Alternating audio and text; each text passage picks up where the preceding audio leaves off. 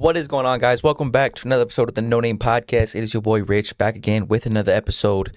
Again, appreciate all the support that I got in the last video. Did pretty good. Got about 450 views, which was pretty good for me. 450 if I believe correctly. So just again, I want to appreciate everyone that's taking the time out their day to listen to my stuff, listen to me talk, and it's been supporting me along the way. People who reach out, tell me how to get better and move on from there. One thing definitely going forward, I'm gonna trying to work on is get more people in with me, because obviously, people love to see people debate about certain topics, certain teams, and things in that nature. So I definitely want to get people involved in my podcast. I'm working on it, on which people I could reach out to, who I know who knows enough about sports to come in here and talk some stuff with me. But with that being said, first thing I'd like to say is some shout out to our sponsor. Use code YoungRich to get yourself 10% off on Bangs. Nah, I'm just kidding. That'd be pretty dope though. But maybe Bang, we'll throw something out here when I grow. But with that being said, first things first, we got to talk about it. Obviously, everybody knows Prize Picks has been going crazy lately. It's a big talk. I only got one play of the day, so you could use it how you want it. If you don't want to use it, don't use it. I got one play. Pick your pair. All right. I do like doing single straight player props on Bovada, FanDuel, and all this good stuff. I do think it's better that way. So that way, if you don't go if you go 1 out of 2, you still get one of those plays to cash, right? So at the end of the day, you're going to break even. But I don't really know a pair in particular that I would use for this. I got the LaMelo Ball points over 28.5 late, so it was a bump, a bit of a stretch. But on my Bovada, my MGM, my Vegas odds, I am taking Jalen Duren over 12.5 rebounds. Everyone is taking the under here, which I don't really like. The Charlotte Hornets are second most opposing rebounds allowed to opposing centers, and he has hit this play 3 out of the last 4 times he has played Charlotte. The last time he didn't hit this prop was only because he played 21 minutes, and in that 21 minutes picked up 4 early fouls, and he still ended up with 8 rebounds. So again, I do like this spot for him. No Cade Cunningham still back, right? But that's not really an issue. His job is to go out there to go get rebounds. And Nick Richards has been doing a solid job as of late. But again, I think this is one of those matchups where Jalen Duren, he's a double-double machine. He's going to go out there and get you your boards. If you got it on Prize Picks, it bumped down to 12. Again, I think you're looking at 13, 14 rebounds. I mean, the last time he played Charlotte, and the only time he's played Charlotte this year with the new team, with the new system, healthy Charlotte Hornets, he went out there and got 17, right? Him and Mark Williams were basically just trading rebounds. So maybe you want to bring in a Mark Williams rebound prop. Actually, he might even be hurt, but you maybe want to mess around with Nick Richards, something in that nature. But again, also Karl-Anthony Towns over 8.5 rebounds. That looks like a very good value play. But again, I'm only giving you one slip. All right, one play. Use that one play how you want. Right? Maybe throw in a combo or two. Play around with it how you want. I'm only giving you one play because that's the one I feel most confident in. Use it if you want. Use it if you don't. With that being said, first things first, we got to talk about it. Obviously, Lamar Jackson goes into Houston and puts on an absolute show. Right? Lamar Jackson goes into Houston and dominates. And I spoke about this before. Lamar Jackson, we've known his playoff history. We've known his playoff struggles. We've seen the recent collapse in the playoffs, right? As his team, as his quarterback who's so run-oriented that it's been a constant issue for years and years in the past, right? But I told you, he just needed one win. He needed one game where he came out here and played it solid. We just needed a solid game for Lamar Jackson just to get some confidence going, to get the team going, to get the team morale high, get them fired up, and get them moving going forward. And Lamar Jackson delivered. All right, 16 for 22, 152 yards, 2 touchdowns, 100 yards on the ground, and another 2 touchdowns saddled up. 4 total touchdowns, 222 total yards. I mean, this dude was an absolute animal. You've seen the Lamar Jackson hype, right? You've seen the guy who've seen his flashy plays, use his feet, right? And I definitely thought this was going to be more of a air raid type game on both sides of the field, but Lamar Jackson came out here, did exactly what we all thought and we all knew was going to happen. They jumped out to an early lead, and from there they just controlled the clock, time of possession. They ran the ball for 229 yards this game. And I mean, listen, this was definitely one of the best defensive performances I've seen this postseason. I mean, what they were able to do to C.J. Stroud and the Houston Texans was just absolutely insane. Everybody was locked in. Everyone was doing their job, making plays, not doing too much, right? And I've said this before, but the Houston Texans, and for young QBs and just QBs in general, you have to be able to run the ball to make everything easier for your quarterback. They stopped the run. They didn't let Devin Singletary get going early, and that just took away one aspect of the Houston Texans offense, which eventually slowed down CJ Stroud. You know what I'm saying? I don't think Houston Texans have that elite of a receiving core. Yes, great young talent in Nico Collins. Obviously, Tank Dell not playing, right? You have Noah Brown, who's been around, has been making plays this year. You have Dalton Schultz, who is supposed to be, every time I watch Dalton Schultz, just to point this out, every time I join a Houston Texans game, it's a Dalton Schultz drop, and it's just getting ridiculous at this point, man. You paid this guy this money. Yes, he's been performing, had a solid year, but there's just always constantly a drop a game from that guy in crucial moments. I mean, early on, they were trying to get a drive going to, get something going, and just continue to score. You know what I'm saying? 2 back-to-back drives to score. Dalton Schultz goes out there and just drops a ball, and then next thing you know, they come right back to him when he makes a toe tap catch on the sideline. But I mean, he's been up and down this season for sure in my eyes compared to what I've seen and what I expected from him. But I mean, when this Baltimore Ravens defense is obviously, it's elite. It's one of the best in the NFL. Top 3 in opposing points allowed, top 3 in opposing yards allowed, right? And overall, just a great team. And when you are that dominant at the line of scrimmage as a defense, it just makes everything tough. And especially for a young QB like CJ Stroud, right?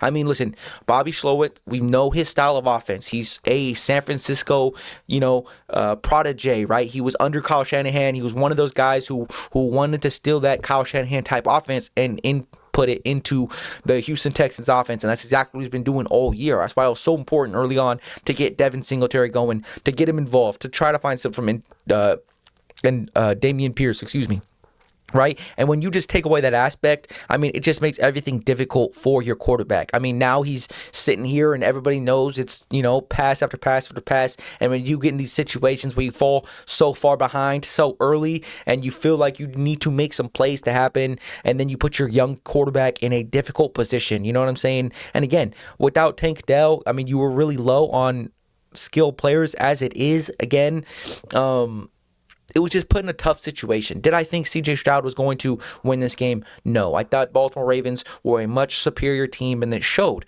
right? But I did expect a little bit more of a fight from C.J. Stroud, a little bit more of a competitive fire, and he was trying. I mean, at the end of the day, you can't do it by yourself. No run game. You're missing Tank Dell, which is one of your best rookie receivers, is your best rookie receiver on your team, right?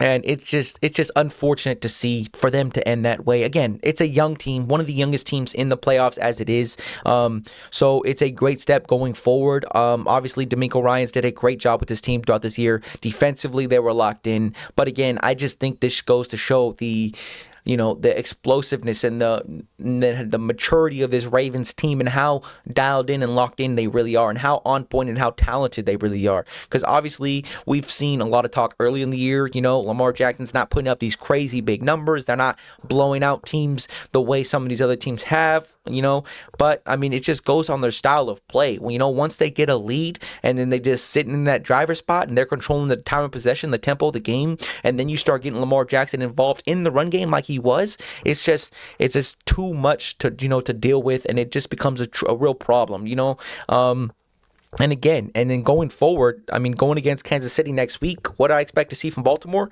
Listen, I expect Baltimore to go into to play. They're playing at home, but you know what I'm saying, playing Kansas City this next Sunday. I expect another dominant performance. I think they are going to, the Chiefs have been very weak in the run this year, right? That's been one of their weakest parts of that defense, and I do think that's one of the exact areas where they're going to get exposed, right? because they could run the ball with damn near anybody behind that offensive line with this offense. We've seen it before. You got Justice Hill, Gus Edwards. Now you get someone like Dalvin Cook. Maybe you could find some life from him. And the few carries I did see from Dalvin Cook, I did like what I seen. He still looks like he's got some left in the tank. That's definitely never been an issue. It was just a matter of touches he was getting, right? But again, I think they're sitting in a perfect situation, in an ideal matchup, right? You don't see this team go out there and throw the ball 30 times a game. Again, I think the last 3 weeks, Lamar Jackson hasn't gone over 23 passing attempts, which is, crazy to see because he's playing so damn accurate, right? And he's making plays when he throws the ball, and his ability to run the ball just makes everything more difficult. So now you got to key in, on Lamar Jackson. Now you got to key in on the run game more, right? And then it just opens everything else up. Next thing you know, the play action is setting up. Zay Flowers getting involved. Again, this team is catching fire at the exact time. They're in perfect flow state right now. Everything just looks like they can do no wrong. And again, we've seen the Chiefs' struggles offensively. We've seen like I said, in the run game, yes, their secondary is very elite, but I don't think that's where Baltimore is going to be the point of attack this week, right? Yes, I do think Lamar Jackson is going to come back here and throw the ball like we always seen him do 22 times, 25 times a game, but it's going to be reliant on the run game. I think they're going to expose this Kansas City front. I think they're going to just run the ball for the majority of the game, really, and we're going to see another dominant performance on the ground. Again, it's such a tough team to play against, to game plan for, to scheme for, right? Especially that Lamar Jackson offense, right? And again, we don't know if Kansas City's free safety Edwards is going to come back. We're not sure on Willie Gay if he will be back in this week. There's a couple injuries still looming around. We're not sure, their day-to-day as of right now. But again, and then if you add in the possible addition of Mark Andrews in the AFC Championship game when you need it most, everything is just getting to the exact point. Everything is just full force right now. These guys look like an unstoppable unit. And again, this team looks like, they look scary. They look scary with Lamar Jackson at the helm. The Bills Mafia goes down in Buffalo. Listen, this was definitely the Buffalo Bills game to lose. At the end of the day, they're definitely going to look back at some of the key mistakes they made throughout this game that, ultimately resulted in a loss. Listen, there's no reasonable way why the Kansas City Chiefs should have won. All right. Listen, Kansas City's time of possession, 22 minutes, 57 seconds. Buffalo had the ball for 37 minutes in that game. All right. And when you have the ball like that and you're able to run the ball with Josh Allen, James Cook doing a solid job, right? And you're able to make these plays and you still can't pull it off at the end of the day. It's just unfortunate. And then there's slight coaching errors, like, the fake punt in your own territory. You know what I'm saying? At the end of the day, it balanced out because of the McCall Hardman fumble on the goal line, right? Went in for a touchback. But again, there's these key crucial plays that you just have to make as a team if you want to beat the likes of Patrick Mahomes in the playoffs. This Kansas City team that has so much respect and is so dangerous in the postseason, right? But listen, one of the key plays we have to talk about with Josh Allen, with this Buffalo team, is obviously the second and long driving late in the game, all right? He took a shot to Shaquille Kair or Shaquille, I don't even know how to pronounce his name. Sorry for butchering your name. But he tried to throw it to to Shaquille, right? And then he could have threw it to Stephon Diggs on a little underneath route where it would have extended the chains and would have kept the ball in your hands and, would have gave you a better chance to set up a better field goal and possibly even score a touchdown, right? And when you're playing a team like Kansas City, a team who just knows how to win, look, 22 minutes, 57 seconds compared to 37, and they still ended up winning the game. One punt on the day, 1 for 5 on third downs. They gave you every opportunity to win, right? And you just still couldn't pull through. And it's key moments like this, like not taking the underneath route to Stephon Diggs to extend the chains. Those little plays that all add up at the end of the day. Because, we all know what Patrick Mahomes has done before with 13 seconds against this very same Buffalo Bills defense, Buffalo Bills team in the playoffs before, right? So we know we are aware. Everybody understands the threat of Patrick Mahomes on the other end. But when you're in this situation, these are just plays you cannot cannot make, right? You cannot miss these little plays to extend drives, to waste more clock, right? If you go down there and don't give Kansas City a chance to touch the ball, right, and you end up making the field goal, or the last play of the game is an attempted field goal and you miss, we can live with that, all right? But the fact that they still ended up getting the ball back and you had more than enough time to, still progressively move down the field and take your time. We see Kansas City do this so much and so often. They just know how to extend drives late in games when they really need it to keep their offense on the field. And Buffalo was unable to take advantage of that this week. But again, listen, and then going back to the Stefon Diggs drop. Josh Allen throws an absolute perfect ball deep down the field, and Stefon Diggs, this one dude who he is, excuse me, I just dropped my pen. Stefon Diggs, the one dude who's been known as the diva of Buffalo, the diva of this Buffalo team, right? He's been the one complaining when he's not getting touches. Early in the year, you said he needs more touches, right? And we've seen his touches go down as the run game has started to progress and get better as week in and week out. But now you have this guy who's presumably gets respect as a top 5 wide receiver in the NFL when he's going and when he's getting his touches. 8 targets, 3 catches, 21 yards, right? And he had the most crucial drop that in the game. You make that play, you connect with that pass, not only are you setting yourself up for another field goal opportunity, but you have another chance to go score a touchdown, right? This is the first game, I think, all year where Josh Allen didn't have a play beyond 25 yards, right? And when you have a receiver like that who continuously is always being a diva, saying he's not getting enough touches, he's not getting enough help for whatever reason, right?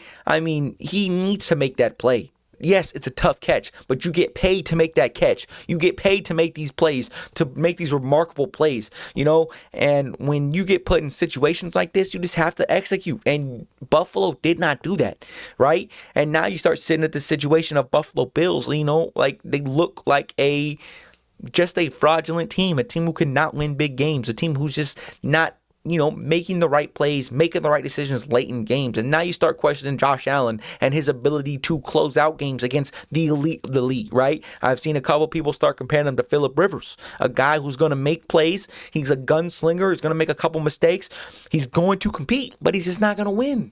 And, and there's nothing wrong with that. But when you're being put in this expectation as a top 3 quarterback and you can't win any big games and you know what I'm saying? You can't deliver when it matters most. Man, I do think it shouldn't even have came down to a game-winning field goal or a game-tying field goal. I think it should have been going up to a game-winning field goal or possibly even not even letting the Chiefs get the ball back to go tie it up, in one of these situations with all the missed opportunities early on in the game, right? Patrick Mahomes, 17 for 23, 215 yards, 2 touchdowns. Isaiah Pacheco, great game, 97 yards, 2 and a touchdown. Travis Kelce finally got going, 5 receptions, 75 yards, and 2 touchdowns, all right? He finally got involved. There was the question mark on whether Travis Kelce would show up, whether he would be there, and you'd be able to rely on him after the poor performance he had in the first round of the playoffs, right? The drops, the him just looking old, not as good, not as talented as he once was. So we've seen that, and now he finally answered the call. But again, this was Buffalo's game to lose, and there is no exceptions. At this point in time, it is unacceptable to be losing in this matter, especially if you want to be considered one of the best teams in the league, one of the best quarterbacks in the league. There's definitely some big questions coming up as the likes of the head coach. What is going to go on with Sean McDermott and things of these nature, Stefon Diggs, and all these new players who are going to be becoming free agents in the near future. There's a lot of question marks popping up with this team, but Kansas City, again, they found a way to do it. They found a way to pull it off. Patrick Mahomes advances to live another day, to live another week, and obviously the prime matchup. Prime time, you got Baltimore Ravens versus the Kansas City Chiefs. Baltimore Ravens, again, favored at home, as they should. The Baltimore Ravens finally have a crazy dominant team. In every aspect of football. This is definitely going to be a great game. At the end of the day, it is Patrick Mahomes on the other side of the field, so you cannot count anything out, right? We know what he's done in the playoffs.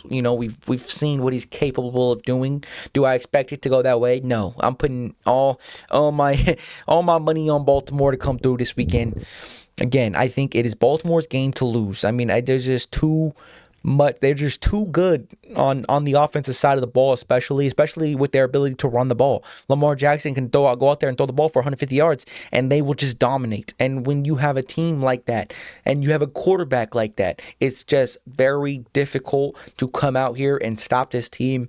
Again, I mean, we all know the Lamar Jackson playoff struggles, right? But I think with that first win against the Houston Texans, everything is gone. Now your tunnel vision, you're locked in. You just went out there and had one of your best playoff performances as a organization with Lamar Jackson, as a team with Lamar Jackson, and now you finally got some, your morale's boosted, your energy's high, you know what I'm saying? And Lamar Jackson, we've heard him say this all his career. He wanted to bring a Super Bowl to Baltimore. He wanted to play in the big games. He wanted to be known in that big top 2 QB, top quarterback conversation. And now he has the opportunity to do so at home, where they've been dominant all year long. So again, the ball is in their court.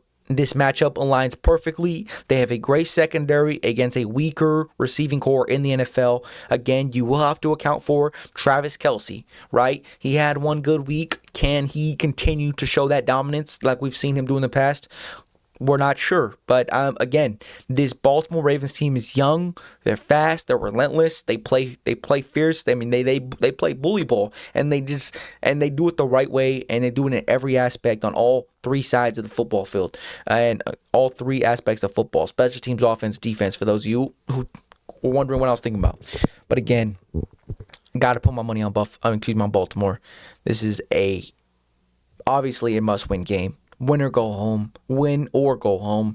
This is it. Lamar Jackson, this is your chance to prove to the world you are a top 3 quarterback. You are a top 2 quarterback, right? You want to put yourselves in that Mahomes tier? Go ahead. Here's your chance to dethrone not only Mahomes, but go and get yourself a Super Bowl, right? The ball is in your court, and you're playing at home. You're going to have the Ravens faithful. You're going to have the fans on your side this week.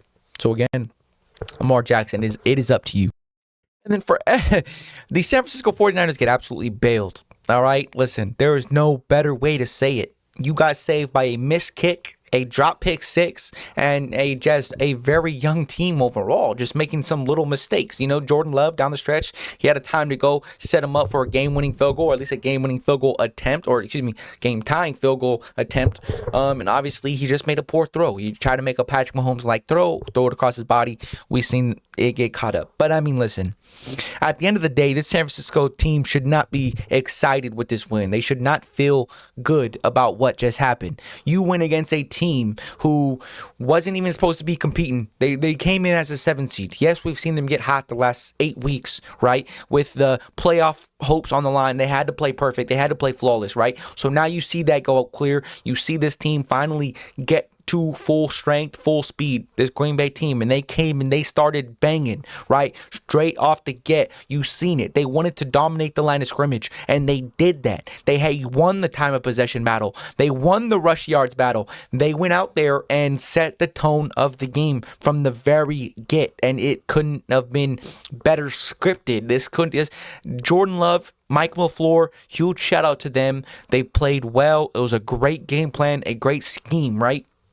And Jordan Love, although he had the one bad interception at the end of the game, right? The one earlier, again, was him trying to make a little bit of a uncoordinated throw, right? He's rolling right. He's trying to hit Aaron Jones on a little drag, and he just tries to, do a little sidearm, cool throw.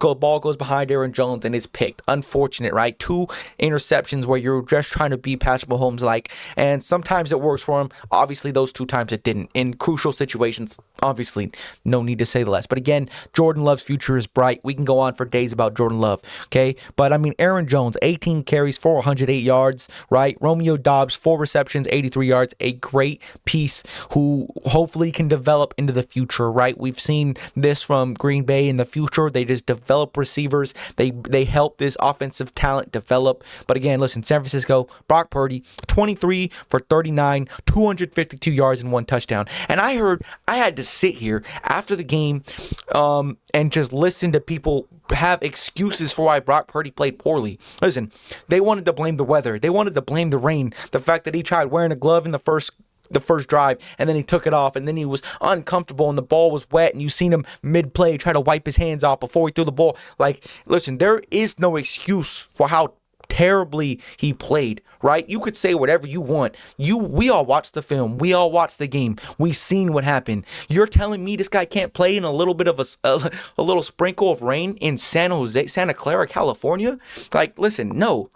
There is no exception for his performance. All right, he did not play good. This team did not play good. They got exposed. This defense definitely struggled. I mean, the pass rush was almost non-existent. You paid this guy Nick Bosa to be the next Lawrence Taylor, and he hasn't performed for you. You know, he sat out saying, I'm one of the most generational pass rushers ever. Go pay me. You brought in Chase Young, said go pair him up with his Ohio State teammate. Come get me. You got him. You got all these pass rushers. You got all this defensive line. You got this, and nothing. Green Bay Jordan Love was protected, and even when he felt a little pressure, he was able to use his feet and extend plays and make plays with his feet, right? But listen, this performance by Brock Purdy was just unacceptable. I mean, listen, I heard Colin Cowherd say this earlier yesterday, right? I watched 8 quarterbacks play this week. 8 quarterbacks play this week, and out of 8 quarterbacks, Brock Purdy's sitting at number 8. He has not looked good. He has not looked impressive through the 2 weeks he's been in the playoffs, right? I mean, he barely got through with this one, and everybody wants to say he came through in the fourth quarter with a comeback drive, right? Where, I don't even got to get into it. We all watch the game. We all understand the issues this San Francisco team has. The how Green Bay exposed what they have. I had money on Green Bay money line. Obviously, the odds were insane. I thought it was possible, and it's exactly what happened. You know what I'm saying? They came out here. They kept it up. Unfortunately, didn't come through, obviously. But San Francisco, again, I would be worried. Again, why? Because you're going to go against another Detroit Lions team. Yes, you're a heavy 7-point favorite at home, right? Hopefully it's not windy this next Sunday, all right? And I have to hear more excuses about the weather, all right? Because we had Josh Allen and Patrick Mahomes playing in 28-degree weather with 15-mile-per-hour winds, and you didn't hear them complain. You just went out there and seen them bowl, right? So I don't want to hear about no rain in Santa Clara, California. You know what I'm saying? We are in one of the best areas for weather, so I don't want to hear about any of that as an excuse to why you can't throw the football. You know what I'm saying? It's never been an issue for anybody else. And not that it's never been an issue, but it's never been, and it's not an excuse. It's not an excuse. It's football. It's played in all these, you know what I'm saying? You see Buffalo playing these snow games. You see Green Bay playing these snow games. It's weather. You have to deal with it. You have to man up and get it done, right? You've seen Aaron Rodgers do it all his life. You've seen all those players out there in the Midwest and all that stuff do it before. They've done it their entire careers. But listen, San Francisco, again, a 7-point favorite, which is expected. They're playing at home. Detroit is a better at-home team than they are on the road. Yes, 100% certain. But here is the issue with this matchup, right, going forward. The Detroit Lions, another team who just likes to run the zone run, right? It's the zone read. It's there. That's what they like to run in Detroit, and that's what Green Bay had a high efficiency rate of running. And you know which team is the worst to bottom 2 in zone run defense efficiency rating? Is the San Francisco 49ers. That's exactly what the Green Bay Packers went out there and did. You've seen it all night long. Aaron Jones was able to get going, hit these cutback lanes, make big plays, and I think you're going to see a bigger dose of that this weekend. And again, let's not underappreciate this Detroit Lions receiving corps. Amon-Ra St. Brown. Sure, he's a 5th-round draft pick out of USC. Someone who I think very, very highly of. Someone who I said was a top 3, top 4 receiver in that draft class. Wasn't respected well enough. And now he's putting on for a 1,300-yard season, back-to-back 1,000-yard seasons. He's going to be an issue. You got to get out there as someone to go guard him. Right? Jameson Williams, another guy who has just been phenomenal these last 4 to 5 weeks. A guy who you can go out there, throw him the ball to go make a play late in the game, and he's been coming through. So, getting him more involved has been helping. And then you have Sam Laporta. I mean, Sam Laporta is one of the best rookie tight ends in the league this year. We've been blessed with really great rookie tight end play this year. But Sam Laporta, again, another issue. Yes, you guys Fred Warner is a great middle linebacker, if not the best in the NFL, right? But there is just so much offensive talent on this team, and I do think it's going to be a tough game. Obviously, the Detroit Lions, if they want to have a chance in this game, they've got to stop the run. They've got to make Brock Purdy be a pass first quarterback, right? Their emphasis, their defense is built around stopping the run. So if the Detroit Lions want to have any bit of a shot, they've got to stop the run early. Do not let Christian McCaffrey get going. Do not, you know what I'm saying? Just that's what you need a big performance from Aiden Hutchinson, right? And I like a couple of these pieces in the Detroit secondary. Yes, they do give up a lot of yards, right? That is known, that is a fact, that is given. But Brian Branch, a great nickel corner, nickel safety, whatever you want to call him, a great nickel DB, right, who just plays the right way. You've seen him play a big part in this win this last week against Tampa Bay, right? Then you have Gardner Johnson, right, who he is just a great player. He's a great football player. Obviously, we've seen him play in the Super Bowl with Philadelphia and then get signed and paid by Detroit, right? But he's a big part of this defense, right? And so when you are starting to see these pieces come together and play as a real unit, it becomes a real problem, right? And then obviously the question comes down to Jared Goff. I mean, Jared Goff has to play great football. He doesn't have to play great football. He just has to make the right reads, not turn the ball over. You know what I'm saying? Keep drives going. And I think with the helps of David Montgomery and Jahmyr Gibbs, that's when it gets interesting, right? Because listen, the San Francisco 49ers, with their Deebo injury situation, obviously the San Francisco 49ers are 8-9 without Deebo Samuel in their lineup. With Deebo Samuel in their lineup, they win 70% of their games.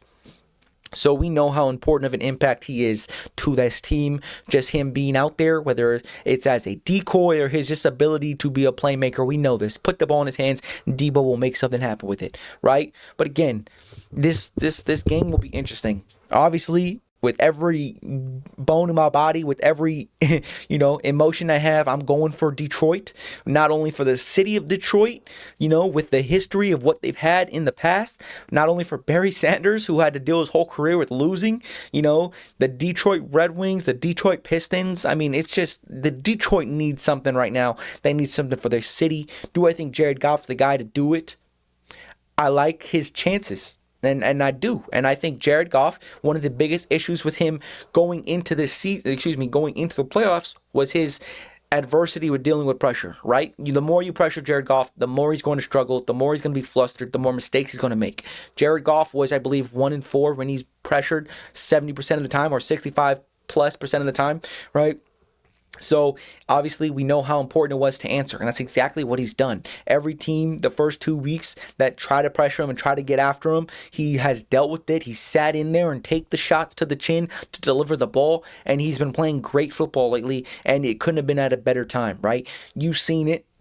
This was one of those players who has been a little bit, underappreciated? We'll use underappreciated, right? He hasn't been rated very highly in the quarterback conversation. He's been seen as a game manager, and he still is, right? I'm not trying to throw him in the top 5 conversation. None of that, right? But he's playing great football right now, and I do think with the addition of Jahmyr Gibbs, with the emergence of Jameson Williams and Sam Laporta, I mean, this is just a very difficult team to stop, and I do think if there's one spot where this San Francisco team can get in trouble, not only is it the secondary, but after what I just seen Aaron Jones and the Green Bay Packers do to these guys, I don't know, the Detroit Lions like to run the ball. They like to, run the ball with David Montgomery, who's been a great piece this year, and then they got the number 2 back, Jahmyr Gibbs, who can run hard. Do not get it twisted, and he can catch the ball at the backfield. So, I mean, again, this team has a lot of pieces, but let's respect the San Francisco 49ers for who they are.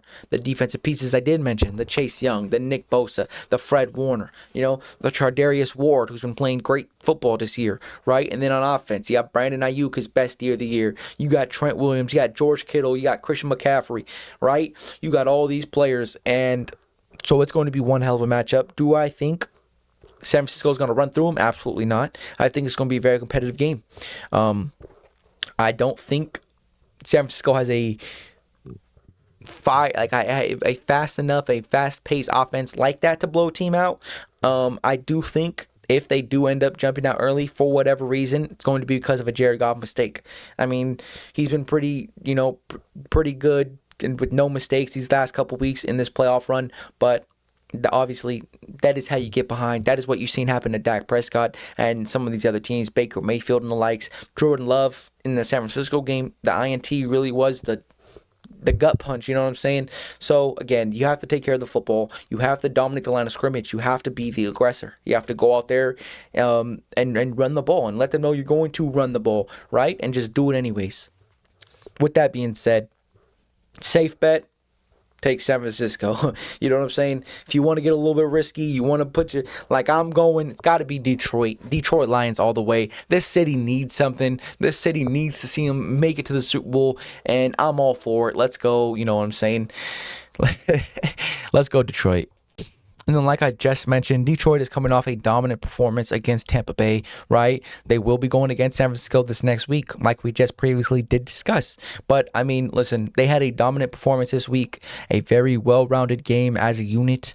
I mean, I really don't need to get into the numbers and aspects and things like the analytics of this, because it was a pretty dominant performance. Baker Mayfield had a, it was close, yes, but for the most part, the Detroit Lions had the lead. They maintained the lead, and then they just continued to close out games like winning teams do. You've seen the Patrick Mahomes, the Kansas City Chiefs. They've been known for that. You know what I'm saying? Hanging on to a little lead and just putting it away, putting the needle in the coffin when you need to most.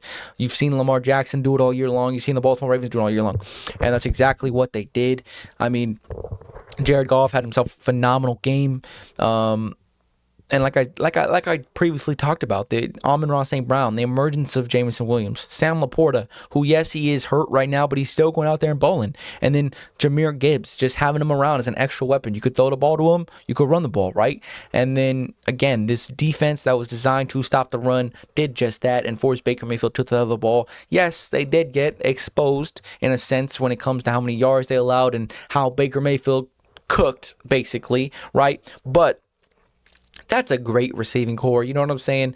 And yes, obviously, I did admit Detroit has some weaknesses in the secondary, but that is a great receiving core for Tampa Bay. You got Trey Palmer. You got Chris Godwin, who even though he's still not where he was, he's still a great receiver to have in a slot, to have in those one-on-one matchups inside, right? You have Mike Evans, who I consider the definition of Mr. Consistent, right? You have an all-pro safety in Antoine Winfield. I mean, you have this great team and great, well-rounded unit.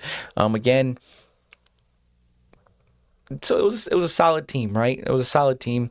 Definitely, Baker Mayfield definitely put a point for him to be getting paid this offseason. Tampa Bay throw some money at him, or maybe some other team comes up and swoops him. I don't know. But there's definitely some issues, or it's not some moves that need to be made this offseason for Tampa Bay. But with that going forward, the Detroit Lions, again, I don't got to say no more. Let's go Detroit.